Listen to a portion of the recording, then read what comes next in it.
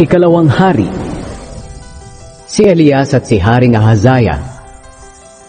Unang kabanata. Nang mamatay si Ahab, nagrebelde ang Moab sa Israel. Isang araw, nahulog si Ahazaya mula sa bintanang may rehas sa itaas ng kwarto niya sa Samaria, at lubhas siyang napinsala. Kaya nagsugo siya ng mga mensahero kay Baal-zebub, ang diyos ng Ekron, para magtanong kung gagaling pa siya sa pagkakabaldado niya.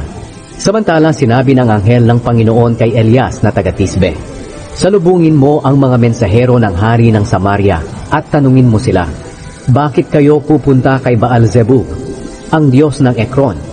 Wala na bang diyos sa Israel? Kaya ngayon, sabihin ninyo kay Ahazaya na ito ang sinasabi sa kanya ng Panginoon. Hindi ka na makakabangon sa higaan mo. Tiyak na mamamatay ka." Pagkatapos, umalis na si Elias. Nang masabihan na ni Elias ang mga mensahero, bumalik ang mga ito sa hari. Tinanong sila ng hari, "Bakit kayo bumalik?" Sumagot sila, "Sinalubong po kami ng isang tao at sinabi niya, bumalik kayo sa hari at sabihin ninyo ang sinabi ng Panginoon. Bakit nagpadala ka ng mga tao para magtanong kay Baal-zebub, ang diyos ng Ekron? Wala na bang diyos sa Israel? Dahil sa ginawa mo, hindi ka na makakabangon sa higaan mo. Tiyak na mamamatay ka." Tinanong sila ng hari, "Ano ang itsura ng taong sumalubong at nagsabi nito sa inyo?" Sumagot sila, "Nakasuot po siya ng damit na yari sa balahibo ng hayop at nakasinturon na yari sa balat." Sinabi ng hari, "Si Elias iyon na taga-Tisbe." Pagkatapos, pinapunta ng hari ang isang opisyal, kasama ang 50 tauhan, para hulihin si Elias. Umakyat ang opisyal sa ibabaw ng burol, kung saan nakaupo si Elias, at sinabi niya, "Lingkod ng Diyos, sinabi ng hari na pumunta ka sa kanya." Sumagot si Elias sa opisyal, "Kung lingkod nga ako ng Diyos, umulan sana ng apoy mula sa langit, at sunugin ka, pati ang 50 tauhan mo." Dumating nga ang apoy, at nasunog ang opisyal, at ang 50 tauhan niya. Muling nagpadala ang hari ng isang opisyal, kasama ang 50 tauhan, para hulihin si Elias. Sinabi ng opisyal kay Elias, "Lingkod ng Diyos, sinabi ng hari na pumunta ka agad sa kanya." Sumagot si Elias, "Kung lingkod nga ako ng Diyos, umulan sana ng apoy mula sa langit at sunugin ka, pati ang 50 tauhan mo."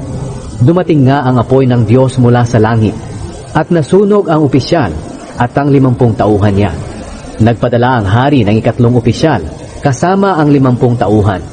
Pagdating ng opisyal kay Elias, lumuhod siya bilang paggalang at nagmakaawa. "Lingkod ng Diyos, mahabag ka sa akin at sa mga tauhan ko. Huwag mo kaming patayin na iyong mga lingkod. Nalaman ko na sinunog mo ng apoy mula sa langit ang 2 opisyal at ang mga tauhan nila, pero mahabag kayo sa amin." Sinabi ng anghel ng Panginoon kay Elias, "Sumama ka sa kanya, huwag kang matakot." Kaya sumama si Elias sa opisyal, papunta sa hari. Pagdating ni Elias sa hari, sinabi niya, "Ito ang sinasabi ng Panginoon. Bakit nagsugo ka ng mga mensahero para magtanong kay Baal-zebub, ang diyos ng Ekron? Wala na bang diyos sa Israel na mapagtatanungan mo? Dahil sa ginawa mo, hindi ka na makakabangon sa higaan mo. Tiyak na mamamatay ka." Namatay nga ang hari, ayon sa sinabi ng Panginoon, sa pamamagitan ni Elias. Dahil walang anak na lalaki si Ahazaya, si Joram na kapatid niya ang pumalit sa kanya bilang hari.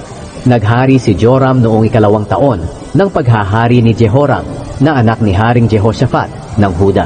Ang iba pang mga salaysay tungkol sa paghahari ni Ahazaya ay nakasulat sa aklat ng kasaysayan ng mga hari ng Israel.